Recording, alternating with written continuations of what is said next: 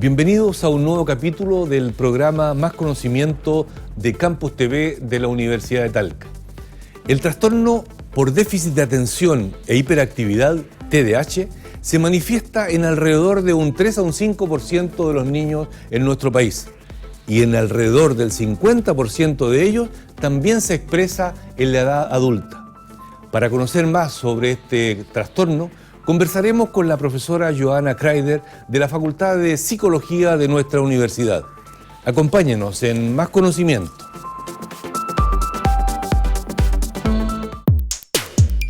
La profesora Johanna Kreider es psicóloga de la Universidad de Chile. También es doctora en psicología de esa misma casa de estudios.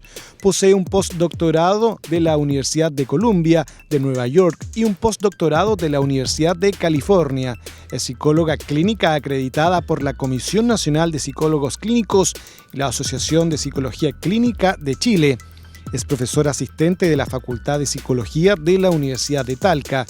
Ha realizado investigaciones en el área de neurociencia cognitiva y neurociencia translacional, con énfasis en atención, memoria y reconocimiento emocional. Utiliza la electroencefalografía como herramienta para buscar biomarcadores en poblaciones clínicas. Ha participado en más de 10 publicaciones, diversos proyectos de investigación y 3 proyectos Fondesit.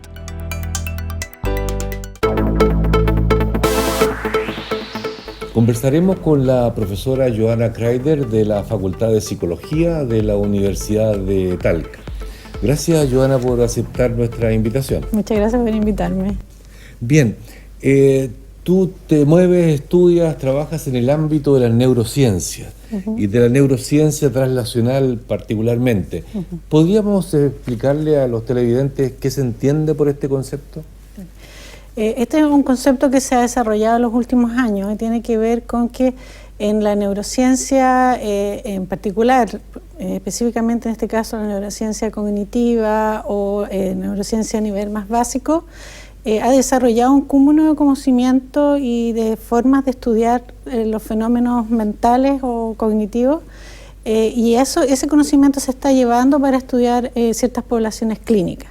Entonces la neurociencia transnacional de alguna manera busca llevar el conocimiento desde las ciencias básicas, en particular de las neurociencias en este caso, al mundo clínico y para entender los mecanismos, no solo cognitivos, sino que también neurales y en este caso particular emocionales, de poblaciones clínicas en general. Voy a hacer una aclaración y te voy a consultar nuevamente pensando en nuestros telespectadores. Cuando dices investigación básica, en este caso en neurociencia, ¿a qué se refiere?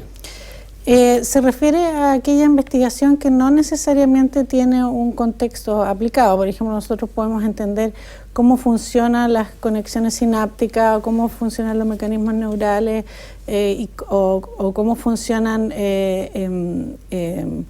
la electrofisiología a nivel completa del cerebro, de áreas del cerebro, pero que no necesariamente lo llevamos a un contexto aplicado. Cuando nosotros lo llevamos a un contexto aplicado, donde tratamos de entender algún fenómeno clínico, ahí ya estamos llevando ese conocimiento y lo trasladamos hacia el ámbito... Ese conocimiento básico, fundamental. A nivel de células, de moléculas, lo lleva ya a personas, a una patología que se expresa en personas, ¿verdad? Exactamente. Y en el contexto de la neurociencia cognitiva, por ejemplo, es entender los mecanismos neurales, ya sea electrofisiológico o neuroanatómico, que se llevan a un ámbito también aplicado, eventualmente. Hay una patología en particular en el cual en los últimos años tú te has dedicado particularmente, que es el trastorno por déficit de atención e hiperactividad, el TDAH, de ahora en adelante, de vez en cuando lo recordaremos. Este TDAH, ¿qué gatilla este TDAH? ¿Qué lo causa? Claro, el trastorno por déficit atencional e hiperactividad tiene fundamentalmente 2 dimensiones. Una es que hay dificultades a nivel atencional, hay dificultades en términos de sostener la atención, poder atender a estímulos relevantes versus irrelevantes, poder hacer procesos atencionales mantenidos en el tiempo, por ejemplo, dificultades. Esos son como síntomas asociados de este trastorno. Claro. Entonces hay una dimensión que es la dimensión de la inatención y otra dimensión que es la dimensión de la hiperactividad e impulsividad. El trastorno por déficit atencional e hiperactividad, que se denomina TDAH, tiene causas múltiples. No se conoce una única causa, se habla de un trastorno más bien multifactorial a distintos niveles, desde aspectos genéticos hasta aspectos neurobiológicos y sintomatología o clínica o conducta o comportamiento. Y esta multifactorialidad, digamos, que existe en el TDAH, hay cierto conocimiento que ya se ha desarrollado y que se cree que es la interacción de estos factores la que explicarían que el TDAH emerja, digamos, exista. Ya. Entre esas causas, tú algo mencionaste por allí, se ha descrito aspectos tan biológicos básicos como, voy a decir, alguna alteración en alguna proteína que tenga que ver con la neurobiología. Hay una serie de estudios, por ejemplo, a nivel genético. Se ha estudiado con gemelos, ¿no es cierto?, una serie de estudios de distinta índole en el ámbito de la genética, y se ha estimado que tiene una heredabilidad de un 80%. 80%. Eso ya es un indicador, o daba un indicador bastante fuerte de que el componente genético es un componente importante. Yo diría que de las décadas del 90 en adelante empezaron una serie de estudios a poder buscar cuál era ese gen candidato que podía explicar la manifestación del TDAH. Y ha habido, ya se ha, digamos, planteado con bastante certeza, aunque la certeza absoluta no es posible, con bastante certeza que existe, por ejemplo, un candidato que es el de R, que tiene que ver o está involucrado en los receptores de dopamina, y hay dos candidatos particulares, que es el DRD4 y el DRD5, que ya estarían explicando la disfuncionalidad que está, ya se sabe a nivel neuroquímico que existe en el TDAH con la regulación de dopamina. Hay un exceso de dopamina en el espacio intersináptico, lo cual explicaría que se produce esta, ya sea hiperactivación o impulsividad, o estas alteraciones atencionales también. Pensando en nuestros telespectadores, disculpa que voy a usar este papel como ejemplo. Ese receptor DH, y con algunas especificidades, está en la membrana de una célula neuronal. ¿Dónde está ese receptor? Bueno, una cosa es el gen candidato, que eso está en términos de zona área. Que después se expresa en una proteína, y tú hablas de un receptor. Claro, son almacenamientos del ADN, ¿no es cierto?, que estarían en secuenciación, estaría alterado. Y esa es una parte específica de esa secuenciación que está alterado.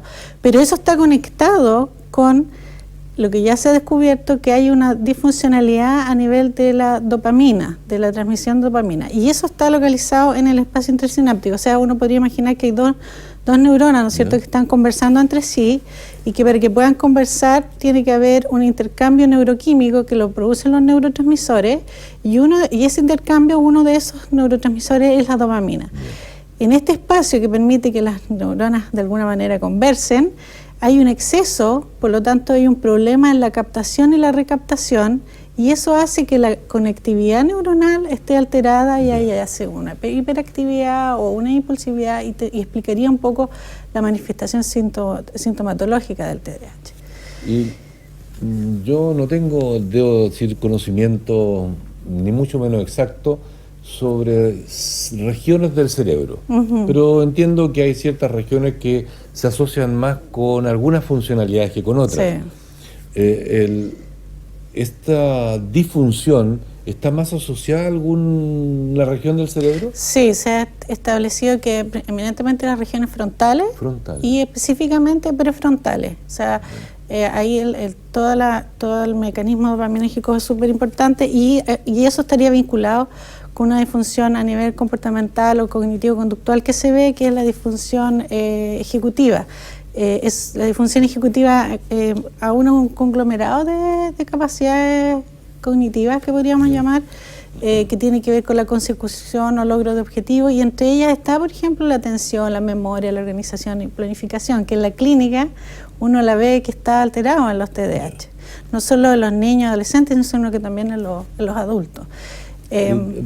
Permíteme, porque lo mencionaste muy rápido, sí. y lo voy a separar el trastorno en los dos conceptos que involucra, sí. atención e hiperactividad. Sí. En el ámbito de la atención, ¿cuáles son los síntomas más importantes? Sí.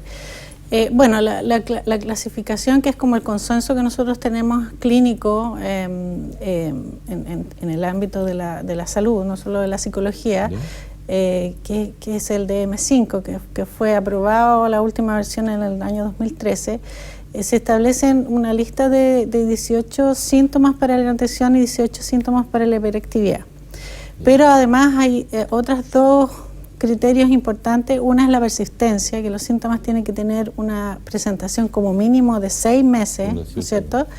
Y otro criterio es que tiene que estar presente en dos ámbitos contextuales ambientales, ya sea el trabajo, el colegio, la familia, como mínimo.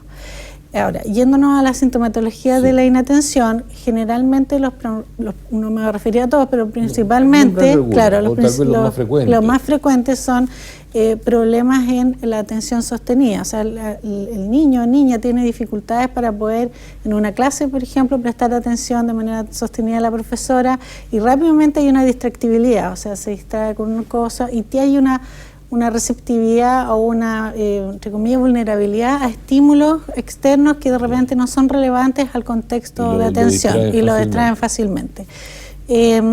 Eso también lleva a que no logran cumplir un poco los objetivos, que se distraen fácilmente en clase, ¿no es cierto?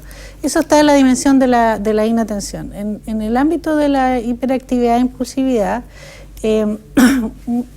una descripción que podría ilustrarlo muy bien es que el niño o niña tiene esta conducta como si tuviera un motor a propulsión, o sea, como que está mucho más acelerado o con mucho más actividad motora de lo que uno vería en general. Por ejemplo, pueden interrumpir conversaciones sin darse cuenta que las están interrumpiendo, ¿no es cierto?, de manera, pueden hablar excesivamente, pueden tener activación a ciertos horarios del día de más, digamos, con mayor preponderancia, por ejemplo, a la hora de irse a dormir o de irse a acostar, tienden a estar mucho más conversadores y estar hablando, están como prendidos, ¿no es cierto? Eso sería como la dimensión, algunos ejemplos de la dimensión de la hiperactividad. Está bien. ¿Este trastorno con qué frecuencia se presenta en la población, por ahora, digamos, infantil, infanto-juvenil? Sí. Los últimos estudios de prevalencia alrededor del mundo que intentan evaluar esto en distintas regiones y países estiman una prevalencia entre un 3 a un 5% en la población infantil. Hay diferencias obviamente en los distintos países. Pero de ese orden, 3 a 5%. 3 a 5%. ¿Y en los adultos se ve esto? Porque uno lo asocia, el que no es experto en el tema, lo asocia con más infantil y en parte juvenil. Sí. Bueno, esa pregunta es súper importante para mí porque se creía, y estoy hablando a nivel clínico, académico, incluso de investigación, que el TDAH desaparecía en la edad adulta. Y los últimos años, a raíz de una serie de estudios que se han ido haciendo, se ha establecido que en realidad la persistencia de síntomas, al menos entre un 50 o un 80% permanece en la vida adulta. O sea, hay un porcentaje que desaparece la sintomatología, pero hay otro porcentaje importante que persiste, que sería al menos como mínimamente el 50%. Ahora, lo que sucede es que el patrón de los síntomas son los que cambian. O sea, en la infancia, por ejemplo, hay un mayor énfasis en los síntomas más bien de la dimensión de la hiperactividad, y en la vida adulta la hiperactividad tiende a desaparecer y se vuelve más predominante la sintomatología ligada a la inatención. Mezclado con todo lo que hablamos hace un momento de la disfunción ejecutiva. Profesora Kreider, vamos a hacer una breve pausa y luego continuamos. Estimados telespectadores, espérennos solo breves minutos.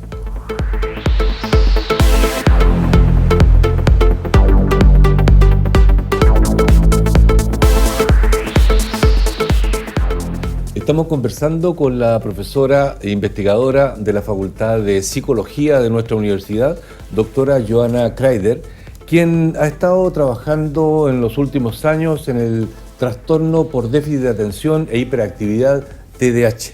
Ese es el contexto en el que estamos conversando.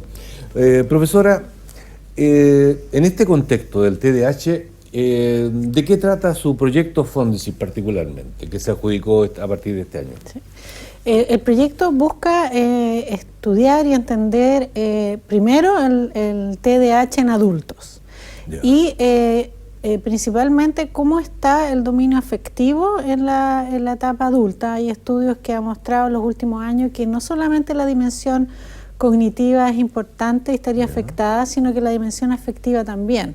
Y digamos, evolutivamente, si uno imagina desde el niño, niña, de la adolescencia y el paso a la adultez, en la adultez los aspectos afectivos se hacen más críticos. De hecho, hay dificultades, por ejemplo, en las relaciones de pareja, relaciones de familia, la comunicación interpersonal se hace más compleja y se cree que eso se produce porque hay una desregulación emocional, por un lado, y por otro lado, específicamente, que hay dificultades en el reconocimiento emocional. Bien, entonces, interesante, porque, disculpa que interrumpa, sí. Que claramente este trastorno por déficit de atención e hiperactividad que uno, a pesar de no ser experto, tiene una idea cómo es este niño hiperactivo, de falta de atención, pero la sintomatología, las manifestaciones en adulto claramente son como distintas, ¿no? Son diferentes, van cambiando, y aquellos aspectos que a lo mejor uno ve en la infancia, en la vida adulta se hacen más críticos. Porque tener, por ejemplo, un buen manejo emocional o una buena regulación emocional, si uno, por ejemplo, piensa en el dominio de pareja, es fundamental. Claro. Entonces, llegan a la consulta por ese tipo de sintomatología, junto con otros que se hacen más prevalentes, como por ejemplo que la memoria se ve más afectada que la atención muchas veces. Entonces, el proyecto de investigación busca entender los mecanismos neurales que están a la base de este dominio afectivo que estaría afectado. Y particularmente un dominio específico que es el reconocimiento emocional auditivo. Ahora, ¿por qué el reconocimiento emocional auditivo? Lo que se ha visto es que en una conversación, por ejemplo, una interacción humana, la prosodia, la vocalización, como yo percibo la entonación en un determinado discurso, me permite a mí percibir y reconocer de manera adecuada las emociones. Si ese reconocimiento emocional que tiene que ver con los tonos o la modulación en el sonido, yo lo tengo alterado, probablemente mi reconocimiento emocional está alterado también. Y esa es la hipótesis que nosotros tenemos en relación al TDAH adulto en particular. Y es lo que busca develar este proyecto. Y qué... A ver, yo soy más bien del ámbito biológico básico, y allí uno tiene técnicas para estudiar ciertos fenómenos, desde tubos de ensayo, como clásicamente se menciona, hasta animales de experimentación. Sí. ¿Ya? ¿Qué metodologías se utilizan para estudiar un TDAH, en este caso en adultos?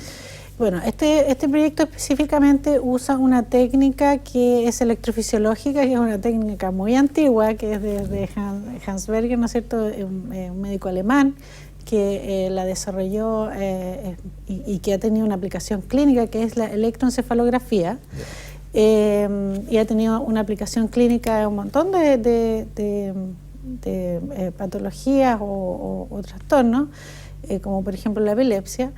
Y esta técnica se ha modernizado con los últimos años, así como se ha modernizado todos los sistemas computacionales, etcétera, y ha pasado de un sistema analógico, ¿no es cierto?, donde antes había un papel, donde había una aguja que marcaba, ¿no es cierto?, la actividad neural fisiológicamente hablando, a sistemas digitales de alta complejidad donde es posible abordar todo el cuero cabelludo y se usan unas mallas como si fueran unas mallas, claro, con unas mallas como de piscina con distintos electrodos que se localizan en distintas áreas del cuero cabelludo y permite detectar la actividad neural asociada a distintas regiones. Y Joana, ¿y ese equipo? ¿Contamos con un equipo acá en la U o tienes que ir a hacerlo a otro lado? Contamos con un equipo en la U. De hecho, estamos trabajando en colaboración con la Escuela de Medicina, con el Laboratorio de Neurofisiología de la doctora Elwin. Y nosotros con este proyecto, más otros, con otros que nos hemos adjudicado, estamos implementando instalaciones que van a poder también hacer mediciones con pacientes con este sistema de registro. Ya. Y ¿por qué particularmente le diste importancia a estudiarlo en adultos? ¿Y por qué le diste importancia a esto de las emociones auditivas? Es decir, de alguna manera las emociones percibidas tal vez o a propósito de estímulos auditivos. Bueno, adultos porque un poco hay bastante poca investigación del TDAH en adultos. A mí me parece en general que hay que estudiar el TDAH en adultos porque son personas que sufren, que tienen ciertas necesidades y que entenderlo en la vida adulta va a permitir mejorar no solo el diagnóstico, sino que también mejorar los tratamientos. O sea, a medida que yo pueda entender cuáles son los mecanismos que están sustentando o que dan cuenta de una sintomatología particular, voy a poder diseñar mejores tratamientos. Y en los adultos, esos adultos que tienen, a tu juicio experto, TDAH, ¿ellos están conscientes que tienen esta patología? Primero, ¿están conscientes que tienen algún trastorno, independientemente que sepan que es ese o no? Sí. ¿Por qué llegan a la consulta? Sí, eso es súper buena esa pregunta. Yo diría que hay, en general, no hay una conciencia de la manifestación más compleja de los síntomas. Por ejemplo, hay muchos de ellos que han tenido el diagnóstico desde la infancia, pero sin embargo, a pesar de que tienen el diagnóstico desde la infancia, llegan a la consulta clínica no asociando los síntomas que tienen con el TDAH cuando claramente están asociados. Por ejemplo, una de las... Porque claramente es una manifestación distinta. Distinta, porque ellos, incluso yo creo que está muy metido en el consciente colectivo, uno podría decir que desaparece y en realidad... no es que desaparezca como hablamos, sino que cambia la manifestación, el patrón del sintomatológico, cómo se manifiesta cambia. O sea, por ejemplo, muchos llegan a la consulta con problemas de memoria, que se me olvide dar las llaves, se me olvidan los aniversarios, tengo problemas con mi familiar porque se me olvidó ir a buscar a mi hija al colegio, o se me olvidó que estábamos de aniversario con mi esposa, no sé, o esposo, ¿no es cierto? Y creen que esas alteraciones de memoria tienen que ver con algún trastorno neurodegenerativo que están viviendo, y en la evaluación se ve que están, después de descartar todas las variables biológicas, se ve que en realidad es otra manifestación del TDAH. Y lo mismo a nivel emocional. ¿En adultos es más frecuente en hombres, en mujeres, o se da por igual frecuencia? Los estudios muestran que en la infancia es 4-1, o sea, cada 4 hombres hay una mujer. Es más frecuente en hombres, o sea, claramente más frecuente en hombres. En la infancia. Sí. En la vida adulta se cree que es un 50 y 50%, pero ahí yo tendría una salvedad y que tiene que ver un poco con el sesgo que nosotros tenemos en general en la sociedad completa, y es que las mujeres tienden a tener una manifestación más bien ligada a la inatención. Entonces yo creo que muchas niñas tienen el trastorno, pero como es predominantemente inatento, no son percibidas en el aula o no son detectadas a tiempo. Hoy se detecta más el hiperactivo. Se detecta más el hiperactivo. Entonces, esa es mi opinión personal al respecto. Pero las estadísticas muestran que es 4-1 en la infancia y que en la adulta sería como 50-50%. ¿Y en adultos algún rango etario en que tú observes que es más frecuente? Bueno, el criterio diagnóstico estipulado es que la manifestación sintomática tiene que ser antes de los 12 años. Yo diría que la etapa crítica, donde uno empieza a ver más marcadamente toda la sintomatología en su plenitud, es entre los 6 y los 9 años de edad. Sin embargo, uno ya antes de eso igual puede empezar a ver ciertos síntomas que son que podrían ser como prodromos, que podrían predecir la manifestación del TDAH, y eso tiene que ver con los cuadros más bien hiperactivos. Ya. Y cuando los que mantienen este cuadro con una sintomatología, una expresividad distinta, pero que lo mantienen en el tiempo, ¿en qué edad aparecen en la consulta? ¿Cuándo empiezan a aparecer estas preocupaciones de algo que está pasando? Yo diría que ya en la etapa universitaria, puede ser adulto joven. Adulto joven, antes tienden a consultar por otro tipo de razones, por ejemplo, porque hay más riesgo de, por ejemplo, involucrarse en abusos de droga o de sustancia, entonces te llegan a la consulta por problemas, entre comillas, más indirectos relacionados. Pero ya más propiamente por el TDAH, yo diría que cuando empieza la vida adulta propiamente tal, y especialmente cuando entra en el mundo laboral, porque en el mundo laboral ya deja de estar como, entre comillas, más protegido, no ser tanto tan protegido, ya sea por el colegio o por la familia o incluso por la pareja eventualmente. Y en el mundo laboral ya empiezan a estar más solos, interactuando y teniendo que responder a demandas que son súper altas y complejas. Por ejemplo, terminar una tarea, tener la capacidad de organizarse, manejar los horarios, los tiempos, y en todos esos aspectos tienen dificultades. Y se han descrito casos en que no se manifestaron cuando niños y sí aparece esta sintomatología en adultos jóvenes. Lo que pasa es que el criterio fundamental es que tenga manifestaciones en la infancia. O sea, si se manifiesta desde el punto de vista de definición, es que exactamente. Esa pregunta es súper importante porque hay un montón de otros cuadros que presentan alteraciones atencionales, incluso un tumor, por ejemplo, puede presentar un problema atencional o problemas de memoria. Por lo tanto, si no ha sido diagnosticado en la infancia y se presenta en la vida adulta, siempre que hay que descartar todas las variables neurológicas posibles. Ahora, puede ser, y lo que se hace clínicamente, que a lo mejor no recibió el diagnóstico en la infancia, pero sí los reportes clínicos, las entrevistas, qué sé yo, invitan al clínico a hacer preguntas de cómo se podría haber observado estos síntomas desde la infancia. Entonces uno invita a la pareja o a un familiar cercano que lo conoce en la infancia. Que recuerda. Exactamente, y entonces el sentido ideal es que tiene que haber, aunque no haya recibido el diagnóstico en la infancia, sí se haya observado la manifestación de los síntomas en la infancia, ¿no es cierto? Una última pregunta, en realidad, profesora. En el ámbito de lo que estudia, ¿cuánta importancia tienen las colaboraciones con otros investigadores del país y del mundo? Es sumamente importante, sumamente importante. ¿Por qué? Porque estos proyectos son, por un lado, de alta complejidad y son interdisciplinarios. O sea, está la dimensión psicológica, pero como hablamos, este trastorno es un trastorno multifactorial, por lo tanto, uno tiene que ver la dimensión neurológica, electrofisiológica en el caso particular de mi estudio, y eso implica que hay que colaborar, digamos. Ahora, la colaboración no solo está a nivel del diseño, sino que también a nivel de análisis de datos, por ejemplo, y de la interpretación de los datos, que siempre es altamente complejo. Entonces, a pesar de que este proyecto hay un investigador responsable, hay centros o nodos con los cuales estamos interactuando y que hacen posible que se lleven a cabo y que se lleven a cabo de manera exitosa. Claro que sí. Profesora Kreider, estamos llegando al término de la entrevista, ha sido muy interesante y quiero agradecerle en nombre de la producción del programa el hecho que haya aceptado nuestra invitación.